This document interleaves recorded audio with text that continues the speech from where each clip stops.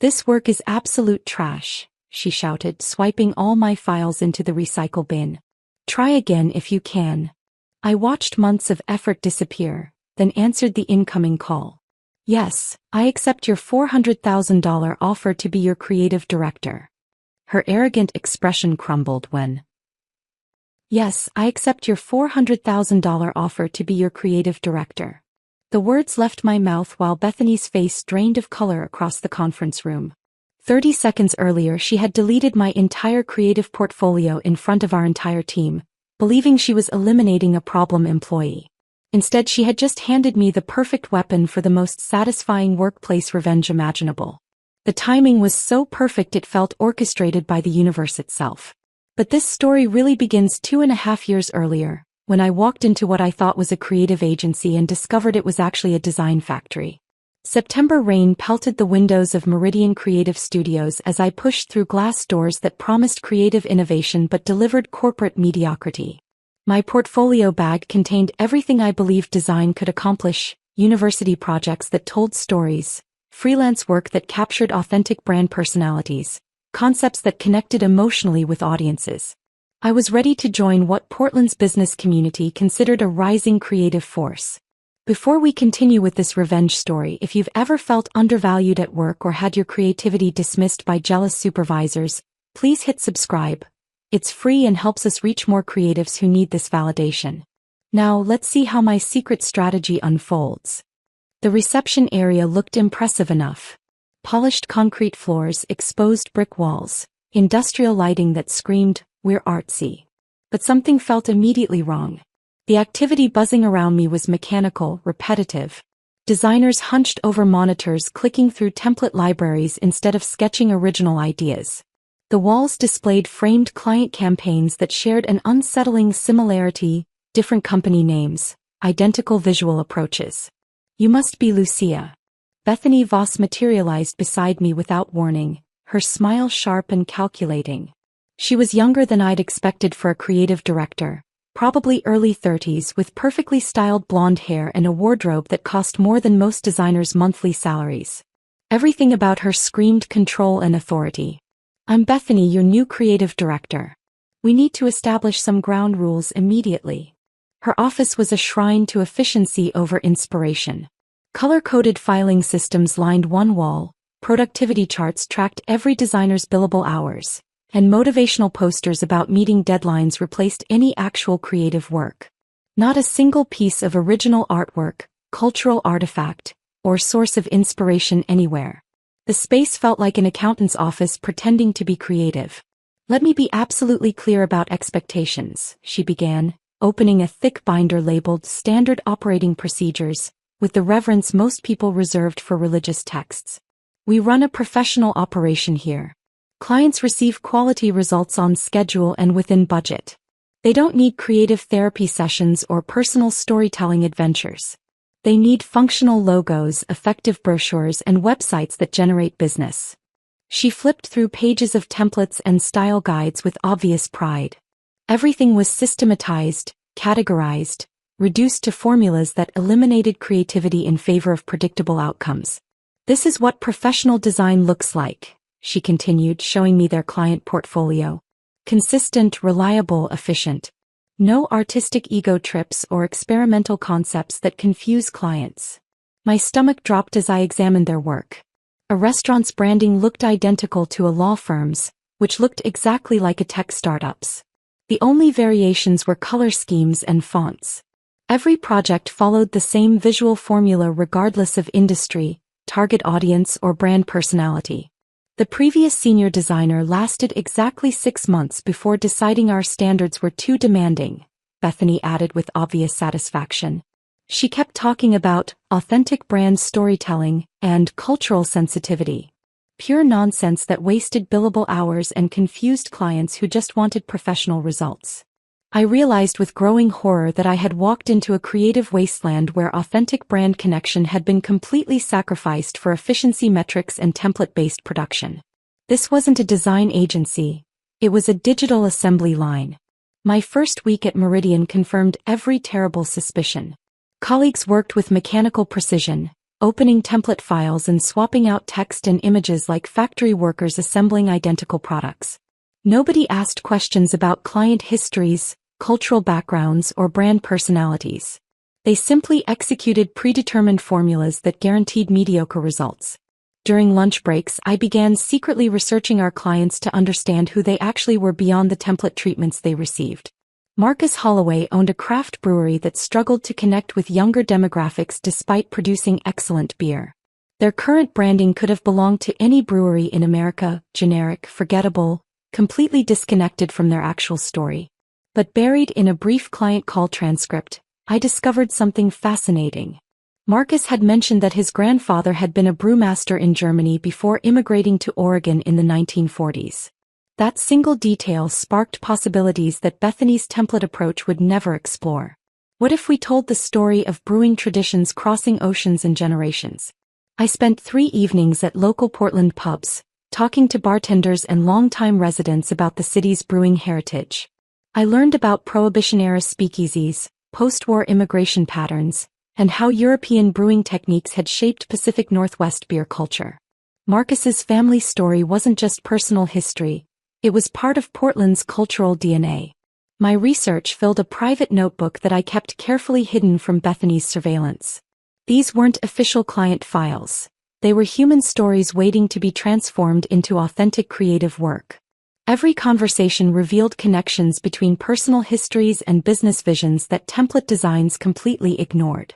The breakthrough came when I developed preliminary concepts honoring Marcus's grandfather's German brewing traditions while celebrating Portland's modern craft beer scene. The logo incorporated vintage typography reminiscent of 1940s brewery signage, with subtle references to both German heritage and Oregon landscapes. The brand story connected immigration courage to entrepreneurial spirit, tradition to innovation. Marcus's reaction was immediate and emotional. 20 years in business and nobody has ever understood what my brewery actually represents, he said, studying the concepts with obvious amazement. This captures everything I've been trying to express but never knew how to articulate. The rebrand generated immediate results that vindicated everything I believed about authentic storytelling. Sales increased 30% within 8 weeks, and Marcus extended our contract for additional packaging design worth $35,000. But more importantly, he started referring other brewery owners who wanted the same cultural storytelling approach. My second major breakthrough came through Elena Vasquez, whose sustainable fashion boutique had been struggling with generic environmental messaging that felt preachy and disconnected from her actual values. Bethany had prescribed the usual sustainability template: green colors, leaf imagery, standard eco-friendly slogans that could have applied to any environmentally conscious business. But during casual conversation, Elena mentioned something that changed everything. Her grandmother had taught her traditional Mexican embroidery techniques passed down through generations. These weren't just sewing skills. They were cultural preservation methods that connected sustainable practices to ancestral wisdom. I requested permission to visit her workshop, claiming I needed to understand her production process for accurate brand messaging. What I actually wanted was to learn about the cultural traditions that motivated her business philosophy beyond surface-level environmentalism. Elena's workspace revealed extraordinary depth that template approaches completely missed. Hand-sewn samples showcased intricate patterns her grandmother had learned as a child in Guadalajara. Each stitch carried cultural significance: family protection symbols, agricultural abundance patterns, spiritual connection motifs. The sustainable fashion wasn't just environmental activism, it was cultural heritage preservation. I spent an entire weekend photographing Elena's hands recreating her grandmother's embroidery techniques, capturing the meditation and intention behind each careful stitch. The resulting campaign told stories about how traditional craftsmanship offered alternatives to fast fashion's environmental destruction. Instead of generic "save the planet" messaging, we created copies celebrating ancestral wisdom that understood sustainable practices long before environmentalism became trendy. The visuals showcased Elena's hands working with techniques her grandmother had used, creating powerful connections between cultural heritage and modern sustainability. The response exceeded every expectation. Social media engagement increased 340%. 12 new wholesale clients specifically mentioned being moved by the family story connection, and Elena's boutique transformed from struggling startup to recognized leader in conscious fashion. But the real validation came when Elena invited me to her grandmother's 80th birthday celebration, where I met 3 other small business owners who later became clients specifically because they wanted to work with the designer who understands family stories. As word spread through Portland's entrepreneurial community, something unprecedented began happening. Clients started bypassing Meridian's official communication channels to contact me directly. Marcus would text photos of new beer label concepts, asking for creative feedback that went far beyond our contracted services. Elena sent updates about her grandmother's health and how it influenced her seasonal collections. These personal connections violated every boundary Bethany had established, but they generated real business results that couldn't be argued with. Referrals came through relationships rather than cold sales calls. Clients renewed contracts because they felt understood and valued, not just professionally served. I maintained detailed records of these personal connections in encrypted files on my personal laptop: birthday reminders, family milestone celebrations, business challenge discussions, dreams for future growth. Information that would never fit into Meridian's standardized client management system but proved essential for creating truly personalized creative solutions. The network grew organically as satisfied clients introduced me to other entrepreneurs who valued authentic storytelling over template design. Within 18 months, I had cultivated relationships with over 30 business owners who trusted me with their most important brand decisions. But this success was creating an increasingly dangerous situation with Bethany, who viewed personal client relationships as unprofessional boundary violations rather than the foundation of sustainable creative partnerships that were generating record revenue for the agency. The December holiday party at Meridian should have been a celebration of our record-breaking year. Client retention had reached an all-time high, referrals were flooding in, and several campaigns had won regional awards. Instead, I found myself standing near the catering table, overhearing a conversation that would shatter my understanding of everything I thought I knew about my workplace dynamics. "Bethany, sweetheart, we need to discuss the creative department's direction." Trevor Ashford's voice carried across the conference room where he'd cornered my supervisor near the bar setup. I froze, pretending to examine the cheese selection while straining to hear their conversation. The casual intimacy in his tone caught my attention. This wasn't how bosses typically addressed employees. "Dad, I've got everything under control," Bethany replied, and my blood went cold. That Trevor wasn't just the founder, he was her father-in-law. The pieces suddenly clicked into place with devastating clarity. Bethany's unshakable confidence despite mediocre results, her immunity to criticism, her ability to reassign successful projects without consequences, it all made sense now. "The client satisfaction scores are concerning," Trevor continued, glancing around to ensure they weren't being overheard. "Board members are asking questions about our retention strategies. They want to know why our numbers improved so dramatically this year." Bethany's laugh was sharp and dismissive. "Creative people are just difficult to manage, Trevor. You know how they get all emotional about their work, thinking they're artists instead of service providers. The real problem is designers who overcomplicate simple projects and create unrealistic client expectations." My hands trembled as I reached for a napkin, realizing she was talking about me. "Take Lucia for example," she continued, confirming my worst fears. "She's constantly playing therapist with clients instead of focusing on actual design work. All that research and personal connection nonsense makes other clients think they deserve the same treatment. It's unsustainable and unprofessional." Cameron Ashford, a man I now realized was Bethany's husband and Trevor's son, appeared beside them holding a whiskey. He barely glanced up from his phone as he nodded along with his wife's assessment. "Whatever you think is best, honey. You're the creative expert." Standing there with party noise swirling around me, I understood that I wasn't just dealing with a difficult supervisor. I was threatening the career security of someone who had married into ownership and felt entitled to creative control regardless of actual talent or business results. This wasn't about design philosophy. It was about protecting family interests. 3 weeks later, I was working late on Elena's spring collection campaign when I heard unexpected voices from the conference room. Thursday evenings were typically dead quiet, but laughter and conversation suggested some kind of gathering. Curiosity overcame professional boundaries and I crept closer to investigate. Trevor was hosting what appeared to be a weekly poker game with several local business owners. Cards, chips, and empty beer bottles covered the conference table while cigar smoke created a hazy atmosphere that reeked of old boys networking. I recognized a few faces from Portland's business community, including Gordon Rivers, who owned a struggling print shop downtown. Madison's been having trouble finding decent design work since graduation, Gordon was saying, sorting his poker chips with obvious frustration. Art school fills their heads with all these creative ideas, but nobody wants to hire someone without experience. Catch-22 situation.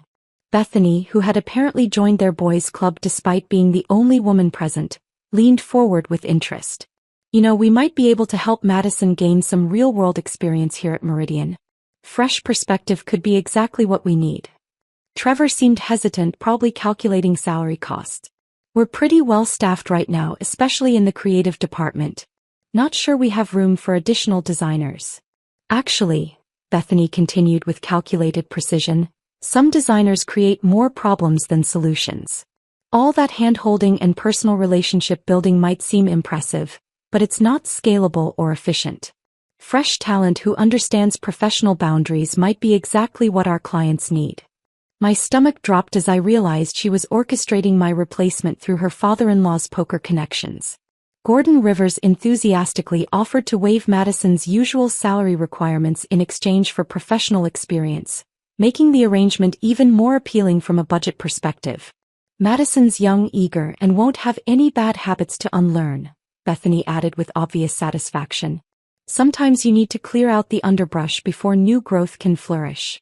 The metaphor wasn't subtle. I was the underbrush that needed clearing to make room for someone's inexperienced daughter who would follow orders without question or creative resistance. My research into Madison Rivers revealed everything I feared about Bethany's replacement strategy.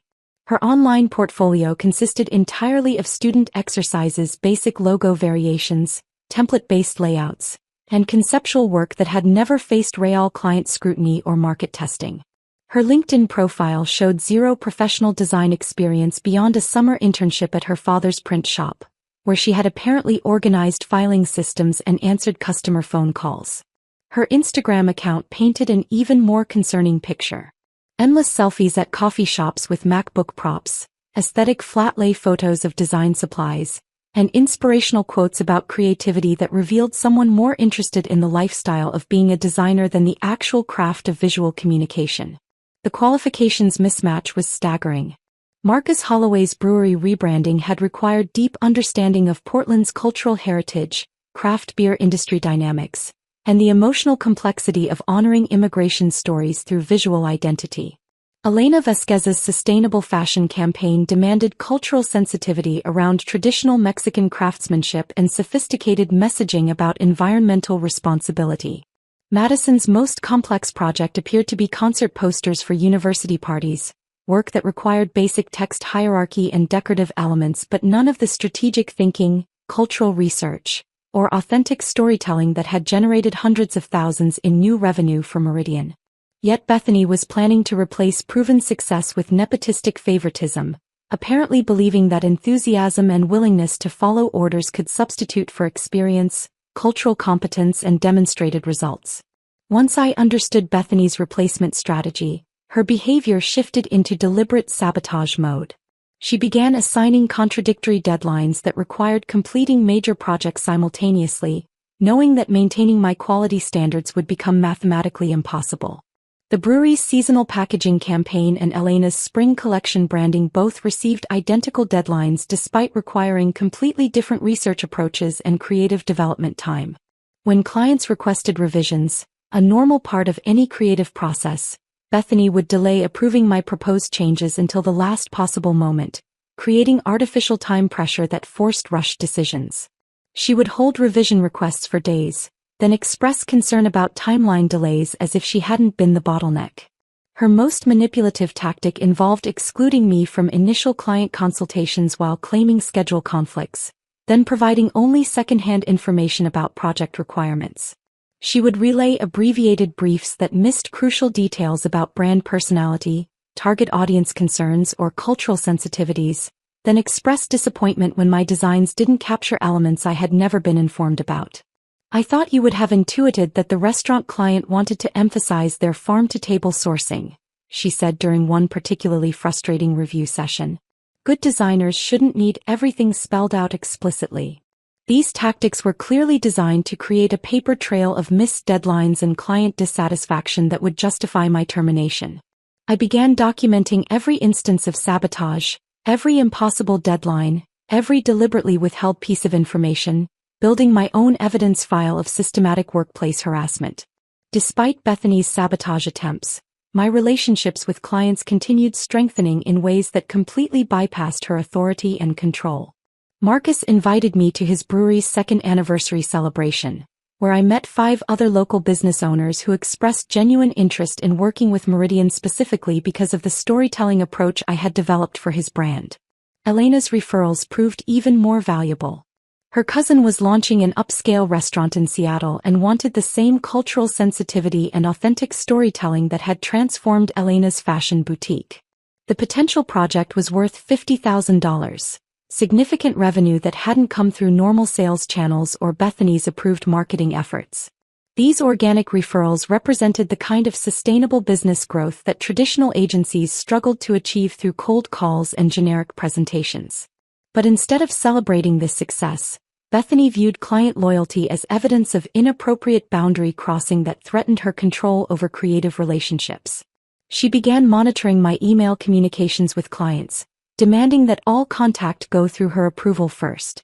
When clients specifically requested me for new projects, she would assign them to other team members, claiming it was important to develop everyone's skills equally and prevent unhealthy client dependencies. This controlling behavior frustrated clients who had chosen Meridian specifically because of their positive experience with my personalized approach to their brand challenges. They wanted cultural understanding and authentic storytelling, not generic template solutions delivered by whoever happened to be available. The stage was set for a confrontation that would determine whether authentic creative relationships or corporate control would define Meridian's future. The confrontation that would define my career began on a gray Monday morning that felt heavy with unspoken threats. My inbox pinged at 8:47 a.m. with an email that made my coffee taste bitter. Bethany had scheduled an urgent all-hands creative review meeting for 2 p.m., requiring every designer, account manager, and support staff member to attend without exception. The subject line read, "Professional Standards and Portfolio Quality Assessment," words that felt like a death sentence given the mounting tensions over my client relationships. Something was terribly wrong.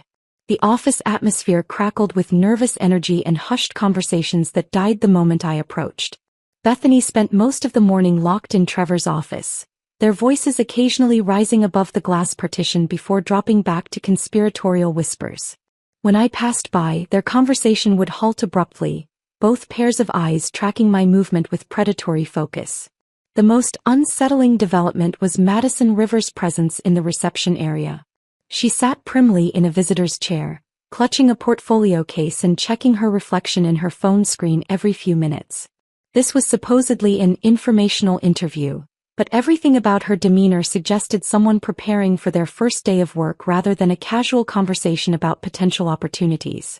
I heard Bethany talking to Trevor about making an example of inappropriate client relationships, Sarah Martinez whispered during our coffee break, her eyes darting nervously toward the executive offices. She kept mentioning specific names and talking about documentation. It didn't sound good. My hands trembled as I returned to my desk, instinctively knowing that whatever Bethany had orchestrated would target my work directly.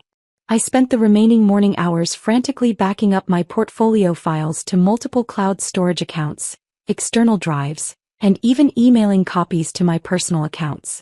Years of cultural research, client testimonials, breakthrough campaign concepts, and authentic brand stories, everything that proved my approach generated real business results. When 2 p.m. arrived, 15 staff members filed into the conference room with the nervous energy of students expecting a pop quiz they hadn't studied for. Bethany stood at the front, connecting her laptop to the main display screen with movements that suggested theatrical preparation. Her expression carried grim satisfaction that made my stomach churn with dread. The attack began with deceptive reasonableness.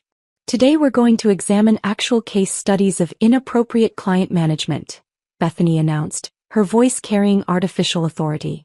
Professional boundaries exist for important reasons, and I want everyone to understand what happens when designers prioritize personal relationships over business standards.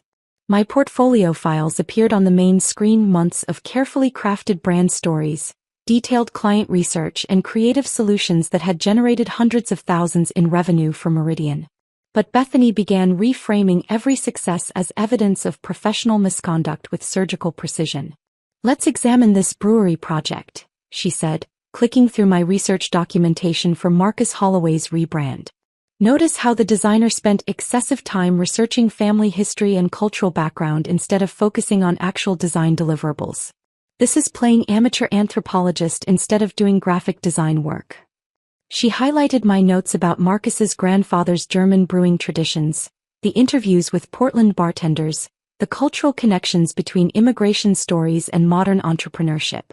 Work that had transformed a struggling brewery into a thriving business was being presented as evidence of wasted billable hours and inappropriate client involvement. "And here's another example," she continued, pulling up Elena Vasquez's sustainable fashion campaign. The designer attended family celebrations, learned traditional crafting techniques, and spent weekends in the client's workshop. This is social work masquerading as graphic design. My face burned with humiliation as colleagues shifted uncomfortably in their chairs.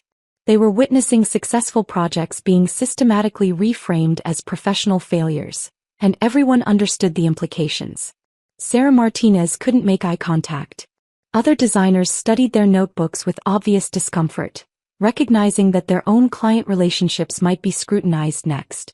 The torture intensified when Bethany began reading direct quotes from my client research files. Personal details about family stories, business dreams, cultural traditions, and emotional connections were transformed into evidence of boundary violations. She was destroying not just my reputation, but the very methodology that had made Meridian more successful than it had been in years. "Professional designers maintain appropriate distance from clients," she proclaimed, clicking through documentation that represented years of relationship building. "Personal involvement creates unrealistic expectations and undermines efficient service delivery." After 30 minutes of systematic character assassination, Bethany reached the climax of her carefully orchestrated performance. With theatrical precision that suggested extensive rehearsal, she selected all my portfolio files, case studies, client research documents, cultural analysis, creative process documentation, breakthrough campaign concepts. "This work is absolute trash," she announced, her voice echoing across the silent conference room with vindictive satisfaction. "Try again if you can." Her finger hovered over the delete button while 15 colleagues stared at their hands, notebooks, anywhere but at the destruction about to unfold. The moment stretched with agonizing tension as everyone processed the cruelty of what was happening. Then she clicked delete. Years of creative work vanished from the screen in a single vindictive moment. Marcus Holloway's family brewing history gone. Elena Vasquez's grandmother's embroidery patterns and cultural research erased. The emotional connections and personal stories that had transformed generic brands into authentic narratives, deleted with deliberate cruelty. The silence that followed was absolute and suffocating. 15 professionals sat frozen, witnessing systematic destruction of work that had generated measurable business success. Bethany turned away from the blank screen with visible satisfaction, clearly expecting me to accept this public humiliation and begin rebuilding according to her template-based standards. She had just eliminated what she believed was evidence of unprofessional conduct, completely unaware that she had actually destroyed the foundation of customer loyalty that kept Meridian profitable and competitive in Portland's creative marketplace. As she began explaining new, professional communication protocols that would prevent future boundary violations, my phone started buzzing against my leg. The caller ID showed Cascade Brand Collective, a name I recognized as one of Portland's most innovative and respected creative agencies. Every professional instinct screamed to ignore the call and focus on the current crisis, but something deeper made me excuse myself from the meeting. "I need to take this," I said quietly, stepping into the hallway while Bethany's voice continued droning about efficiency standards and appropriate client relationships. Diana Walsh's voice on the other end was warm and direct. "Lucia, we've been tracking Meridian's client retention improvements over the past 2 years. And we know exactly who's responsible for the storytelling approach that's keeping major accounts satisfied. My heart pounded as she continued. We've been planning to approach you for months, but recent developments have convinced us that timing is perfect. We're prepared to offer you $400,000 annually to join Cascade as creative director, plus profit-sharing participation and complete autonomy over brand storytelling strategies. $400,000, nearly triple my current compensation, working for people who valued exactly what Bethany had just called unprofessional trash. But the validation mattered more than money. My approach wasn't just correct.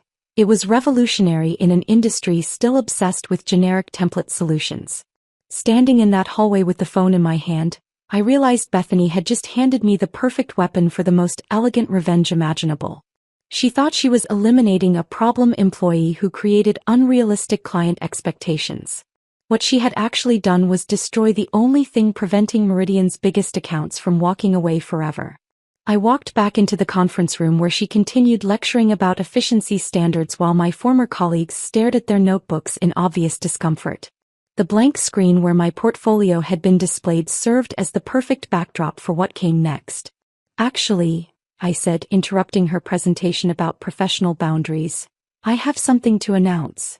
The conference room erupted into chaos as my resignation announcement shattered the controlled atmosphere Bethany had carefully orchestrated. Her face cycled through a rapid succession of emotions, confusion giving way to panic, then anger, and finally desperate calculation as the magnitude of her miscalculation became clear. You can't just quit in the middle of a team meeting, she stammered, her earlier confidence completely evaporated. The woman who had moments before wielded delete buttons like weapons now sounded like a child whose toy had been taken away. There are protocols, notice requirements, transition procedures that need to be followed according to company policy. Her hands gestured frantically as she turned toward Trevor, who had been quietly observing from the back of the room. She was clearly hoping her father-in-law would intervene with some kind of corporate authority that could undo what had just happened. But Trevor's expression revealed that he understood the implications far better than his daughter-in-law did. Bethany, perhaps we should, he began, but she cut him off with increasingly desperate offers. Wait, let's discuss this rationally, she said, her voice rising with each word. I can offer you an immediate raise, project leadership opportunities, even assistant creative director positions. We value your contributions to the team. The irony was breathtaking. Minutes after calling my work absolute trash and deleting it in front of 15 colleagues, she was suddenly offering promotions she clearly had no authority to promise. Her panic was palpable as she realized that destroying my portfolio hadn't eliminated a problem employee. It had just obliterated the foundation of customer loyalty that kept Meridian profitable in Portland's competitive creative marketplace. Madison Rivers shifted uncomfortably in her chair, probably wondering what kind of workplace drama she was about to inherit. The power dynamic in that room had shifted permanently, and everyone could feel the electric tension crackling through the air. Trevor approached me near the conference room door as the meeting dissolved into uncomfortable murmurs and awkward shuffling.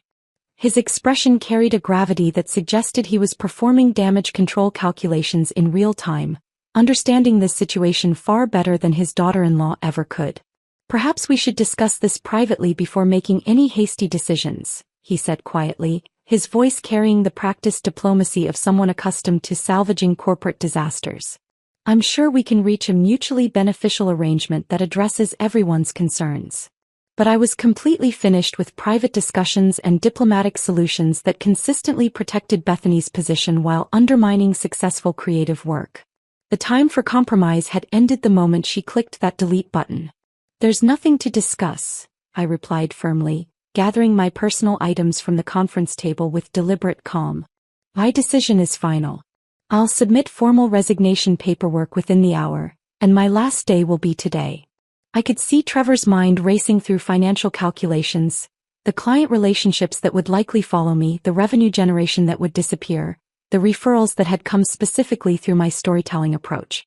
He was realizing that Bethany's vindictive power play had just cost Meridian its most valuable creative asset during a time when the agency could least afford to lose major accounts. His attempt at damage control had come too late. The consequences of allowing his daughter-in-law's jealousy and insecurity to override sound business sense were now irreversible. As I walked toward the exit, I heard him quietly asking Bethany what exactly she thought she had accomplished with this public spectacle. The 15 staff members in that conference room were experiencing a collective moment of recognition that would permanently reshape their understanding of office politics and workplace dynamics. Some looked genuinely shocked, clearly never having considered that successful employees might resign over treatment they had witnessed but not questioned. Others appeared impressed, possibly reconsidering their own tolerance for workplace abuse disguised as professional standards. A few seemed almost relieved, as if my resignation had given them permission to acknowledge how uncomfortable they had been with Bethany's systematic undermining of obviously successful work. Sarah Martinez caught my eye and gave an almost imperceptible nod that suggested she understood exactly what had transpired and why it was necessary. Her expression conveyed solidarity and respect for someone who had finally stood up to behavior that everyone recognized as wrong but no one had felt empowered to challenge. The younger designers looked confused and concerned, probably wondering if creative work was always this politically complicated or if Meridian represented an unusually toxic work environment. Their faces showed the dawning realization that talent and results didn't necessarily protect you from vindictive supervisors with family connections. Most tellingly, Madison Rivers appeared horrified by the workplace dynamics she was about to inherit. Whatever romanticized vision she'd had of agency life was being replaced by the harsh reality of office politics, family favoritism, and creative work being weaponized for personal vendettas. The uncomfortable silence revealed that everyone understood the real story unfolding before them. A talented employee had just been pushed out by someone whose authority came from family connections rather than creative competence, and the consequences would be severe for everyone remaining at Meridian. Walking back to my desk felt surreal, like moving through a space that had already become part of my past. I gathered personal items while colleagues watched from their workstations with a mixture of fascination and concern. Some offered quiet words of support, while others maintained carefully neutral expressions that suggested they were already calculating how my departure might affect their own positions and job security. My desk had been a creative sanctuary filled with inspiration boards showcasing cultural artifacts from client research, thank you notes from satisfied business owners, sketches of breakthrough concepts, and photos from brand launch events where I had watched entrepreneurs celebrate authentic storytelling solutions that transformed their businesses. Now it looked strangely impersonal as I packed these meaningful objects into a cardboard box. Each item represented relationships and creative victories that would be leaving with me.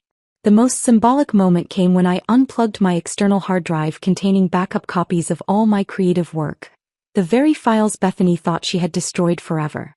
I deliberately left behind company equipment, official project files, and anything that belonged to Meridian. But I took with me the relationships, cultural insights, and creative philosophy that had generated their most successful client outcomes in years. These intangible assets couldn't be deleted or controlled by vindictive supervisors. As I signed final paperwork with HR, heated conversations echoed from Trevor's office, suggesting that the real reckoning between father-in-law and daughter-in-law was just beginning.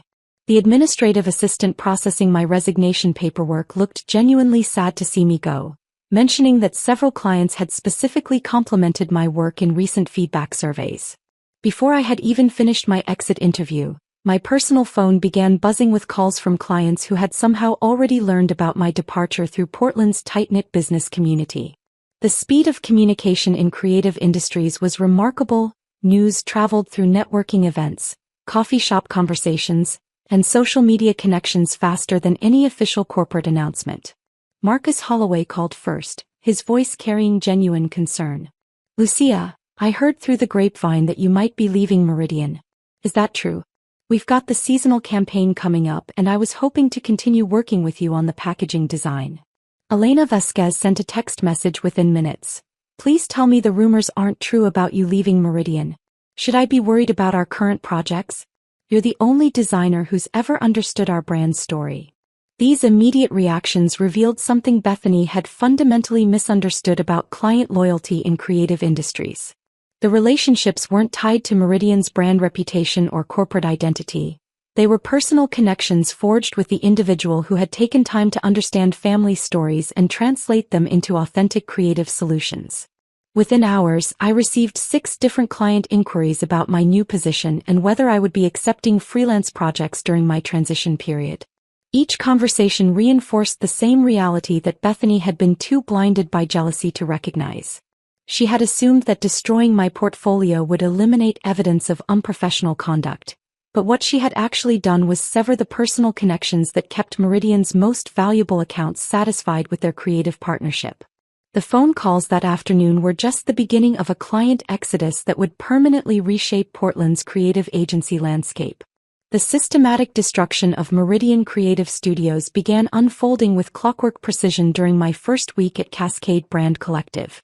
While I immersed myself in learning their collaborative creative process and building relationships with my new team, disturbing reports filtered back through Portland's interconnected creative community about the chaos erupting at my former workplace. Bethany had immediately thrust Madison Rivers into handling my former client accounts, apparently operating under the naive assumption that any designer could maintain relationships built on years of personal storytelling and deep cultural understanding. The disconnect was immediate and catastrophic. The first disaster struck when Madison attempted to present campaign revisions to Marcus Holloway using Bethany's rigid template-based approach. According to Sarah Martinez, who called me during her lunch break to share the gossip, Marcus had spent the entire meeting asking detailed questions about elements of his family's brewing heritage that Madison had never heard of and couldn't begin to address. She kept shuffling through papers looking confused, Sarah whispered into her phone. When Marcus asked about incorporating the German brewing timeline we developed, she suggested using generic, craft beer lifestyle imagery instead. He looked like someone had just told him his grandfather never existed.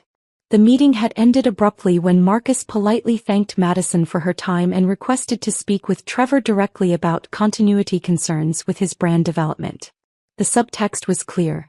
He was questioning whether Meridian could still deliver the cultural authenticity that had made his rebrand so successful.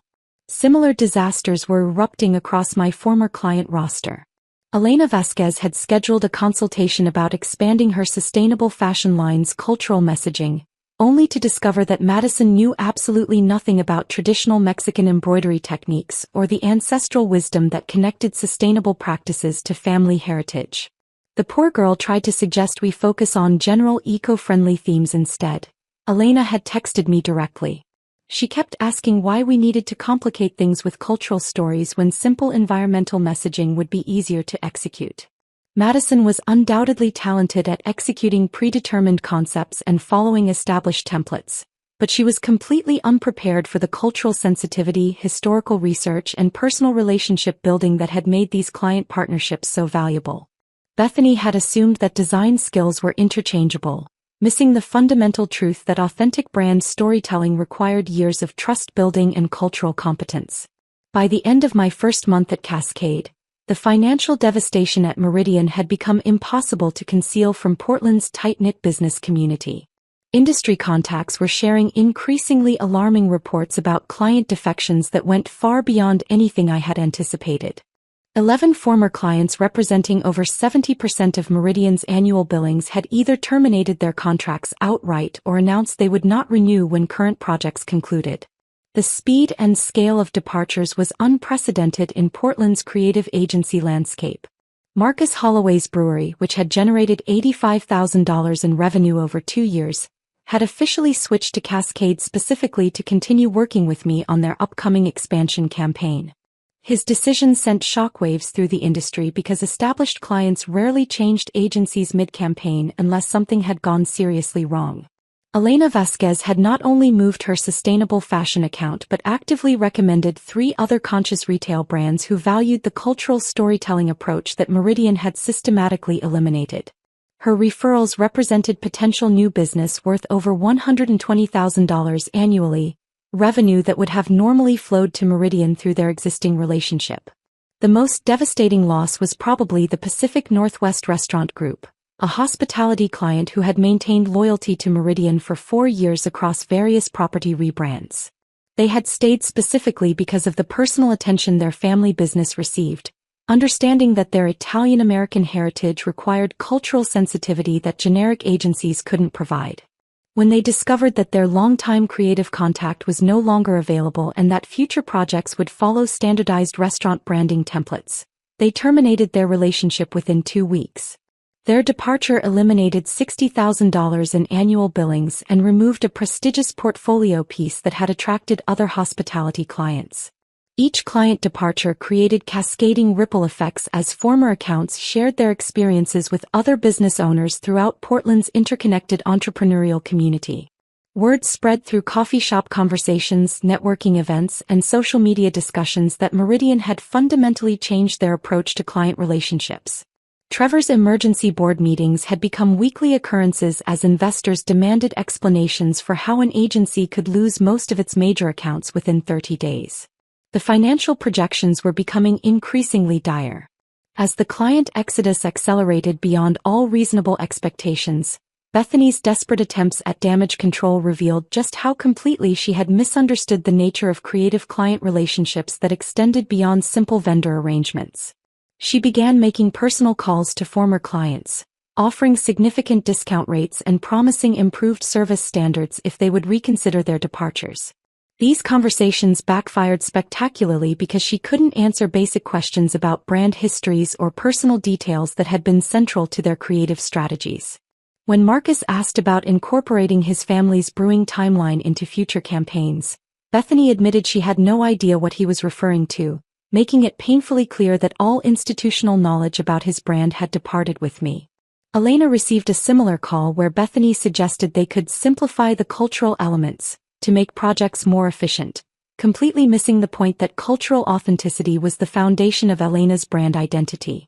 Recognizing that she lacked the cultural competence to rebuild these relationships, Bethany attempted to hire freelance designers who specialized in storytelling approaches. But without the detailed client research, cultural understanding, and personal trust that had taken years to develop, their efforts felt generic and performative. Most desperately, she began actively criticizing my work to remaining clients, suggesting that my departure represented an opportunity to return to professional design standards, rather than acknowledging that my approach had been the primary driver of their recent success. These conversations only reinforced clients' decisions to seek creative partners who valued personal connections rather than dismissing them as unprofessional boundary violations. The true scope of Bethany's miscalculation became crystal clear during Meridian's quarterly financial review, when Trevor discovered that the agency was facing its worst revenue decline in company history. The client departures hadn't just eliminated current income streams. They had completely destroyed the referral network that had been driving sustainable new business growth for over 2 years. The reputation damage was spreading exponentially through Portland's business community as former clients shared their experiences with other entrepreneurs who were considering creative agency partnerships. Trevor began receiving increasingly uncomfortable calls from board members and investors questioning the leadership decisions that had led to such catastrophic client loss during what should have been a period of expansion and growth. The family business dynamics that had previously protected Bethany's position were now becoming a significant liability. Cameron faced mounting pressure from his father and other family stakeholders to either control his wife's management approach or remove her from a position where her decisions were systematically destroying generational wealth. Emergency meetings with financial advisors revealed that Meridian might need to consider merger opportunities with larger agencies or implement significant downsizing measures to survive the revenue crisis. Trevor was finally realizing that protecting his daughter-in-law's authority had cost him the creative talent that had been rebuilding his agency's reputation and financial stability over the past 2 years. By month 3, the consequences had extended far beyond immediate client losses to fundamental damage of Meridian's position in Portland's competitive creative marketplace. Industry publications were covering the situation as a case study of how agencies could destroy valuable client relationships through poor leadership decisions, though professional courtesy prevented them from naming Meridian directly. However, the creative community understood every detail, and the story had become a cautionary tale shared at professional networking events and design conferences across the Pacific Northwest. The narrative was spreading that Meridian had driven away successful talent through internal politics rather than supporting approaches that generated measurable business results. Talented designers began actively avoiding Meridian's job postings, recognizing that an agency which had systematically eliminated its most successful creative professional might not represent a stable or rewarding career choice. New client inquiries dropped dramatically as business owners heard through professional networks about the client exodus and management problems. Most damaging was the complete loss of creative credibility that had taken years to establish. Meridian had built its recent reputation on personal storytelling and authentic brand development, but the systematic destruction of those capabilities had reduced them to offering generic template services that dozens of other agencies could provide more cost-effectively. The competitive advantage I had built for them was gone forever, replaced by industry recognition as an agency that prioritized internal politics over client success and creative excellence. The transformation of my professional life at Cascade Brand Collective exceeded every expectation I had harbored about what creative work could accomplish when freed from corporate constraints and vindictive supervision. Within 6 months, I was experiencing the profound satisfaction of operating in an environment that genuinely valued creative storytelling and authentic client relationships as core business principles rather than inefficient luxuries. Unlike Meridian's suffocating hierarchy and rigid template-based approach, Cascade operated on truly collaborative principles where innovative ideas were celebrated regardless of their source or complexity. My colleagues didn't view cultural research as time-wasting. They recognized it as the foundation of breakthrough creative work that generated sustainable business results. My first major project involved rebranding a Portland-based sustainable technology startup, and Diana Walsh gave me complete freedom to explore the founder's fascinating background as a former environmental scientist who had abandoned academia to develop practical clean energy solutions. The resulting brand identity told a compelling story about scientific passion translating into entrepreneurial action, creating emotional connections that resonated far beyond typical startup messaging. The campaign's success was immediate and measurable. The authentic storytelling approach helped the startup articulate their mission during investor presentations, ultimately contributing to their successful $2.3 million series of funding round. The lead investor specifically mentioned being moved by the brand story during the pitch process. Diana actively encouraged the research methodology that Bethany had systematically criticized and undermined. Deep client understanding isn't inefficiency, she explained during our first creative review. It's the competitive advantage that separates memorable brands from forgettable ones. My colleagues at Cascade included award-winning designers and strategic thinkers who viewed cultural sensitivity and personal storytelling as essential professional skills rather than unprofessional boundary violations. The office atmosphere was everything I had dreamed a creative agency could be: intellectually stimulating, professionally supportive, and financially rewarding for work that made meaningful differences in clients' business success. The most validating aspect of my success at Cascade was witnessing how organically former Meridian clients transitioned their business to continue working with me in my new environment. These weren't orchestrated recruitment efforts or calculated client theft. They were natural relationship migrations that proved the value of authentic creative partnerships. Marcus Holloway's brewery expansion project became one of Cascade's most celebrated campaigns, generating significant industry recognition and winning 3 major awards for authentic brand storytelling. The campaign successfully positioned his brewery's expansion into Washington state markets by honoring both Portland heritage and broader Pacific Northwest craft beer culture. Elena Vasquez's sustainable fashion brand flourished under our continued creative partnership. We launched a successful e-commerce platform that celebrated traditional Mexican craftsmanship while addressing modern environmental concerns through storytelling that connected ancestral wisdom to contemporary sustainability practices. Her online sales increased 280% within 8 months. Most significantly, these satisfied clients became enthusiastic advocates for Cascade's approach, generating referrals that brought in over $400,000 in new business during my first year. The Pacific Northwest Restaurant Group not only followed me to Cascade but expanded their creative partnership to include digital marketing and experiential design services they had never previously considered. Each successful project reinforced the same fundamental truth that Bethany had been too blind to recognize. Clients valued authentic relationships and meaningful creative solutions over efficiency metrics and template-based design work. My client retention rate at Cascade reached 98%, compared to Meridian's industry average 60%, proving that personal connection wasn't unprofessional conduct but rather the highest form of creative service. The revenue these relationships generated allowed Cascade to expand their staff, invest in cutting-edge design technologies, and establish additional Portland offices that competed directly with much larger agencies. I had become part of building something genuinely innovative rather than maintaining something systemically broken. 8 months after my departure from Meridian, I received a phone call that completed the ironic circle of professional vindication with almost poetic justice. Trevor Ashford contacted me personally, requesting a private meeting to discuss what he euphemistically described as significant partnership opportunities. We met at a downtown Portland coffee shop where Trevor's desperation was immediately apparent. His usual confident demeanor had been replaced by the nervous energy of someone whose business was failing and who needed help he was embarrassed to request. "Lucia, I'll be direct," he began, stirring his coffee with obvious discomfort. "We need your expertise to restore client confidence and rebuild our creative reputation. I'm prepared to offer you executive creative director position with complete autonomy over our creative department, equity participation, and a compensation package that would double your current Cascade salary." The irony was breathtaking. He was essentially offering me Bethany's job at triple my original salary, finally acknowledging that the approach she had called absolute trash was actually the only thing that could save Meridian from complete collapse.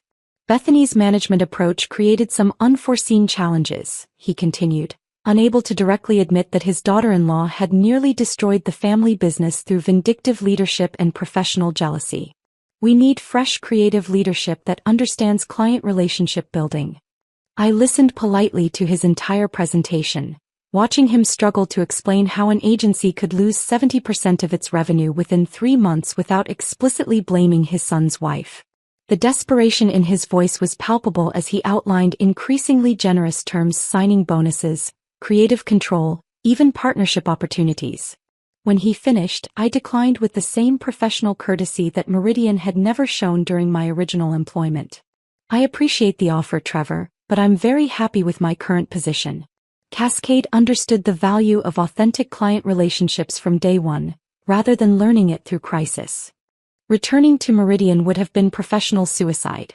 Why rebuild something I could create better elsewhere?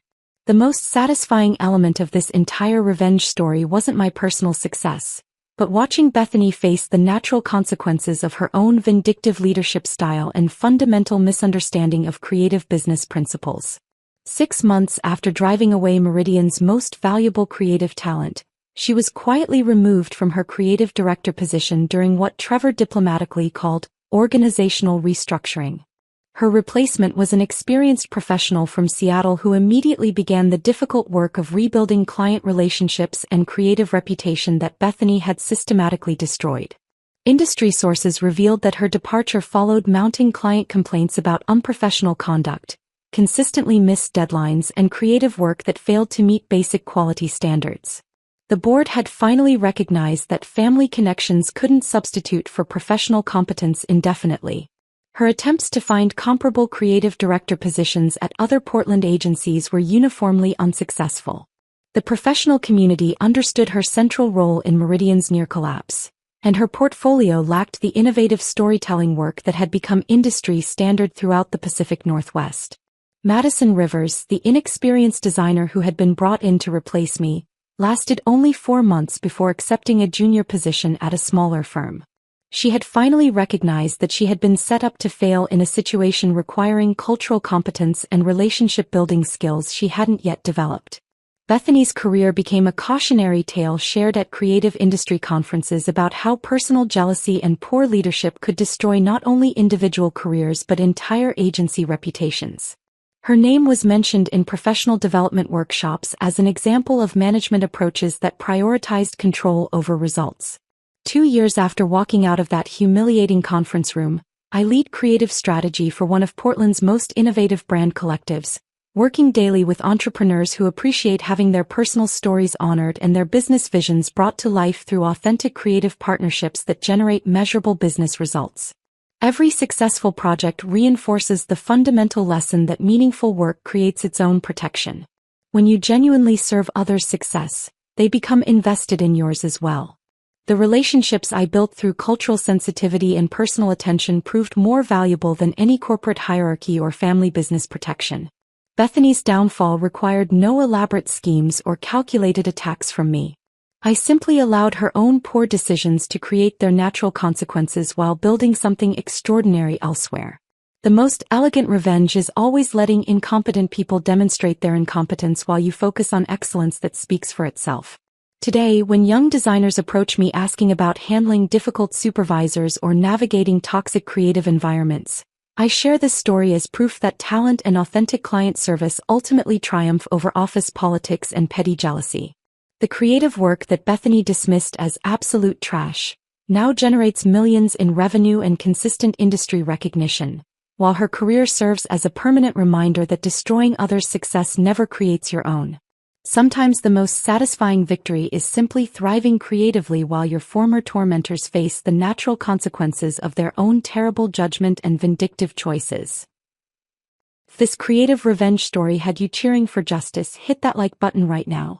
My favorite part was when Bethany deleted my portfolio, not knowing she just destroyed her own career.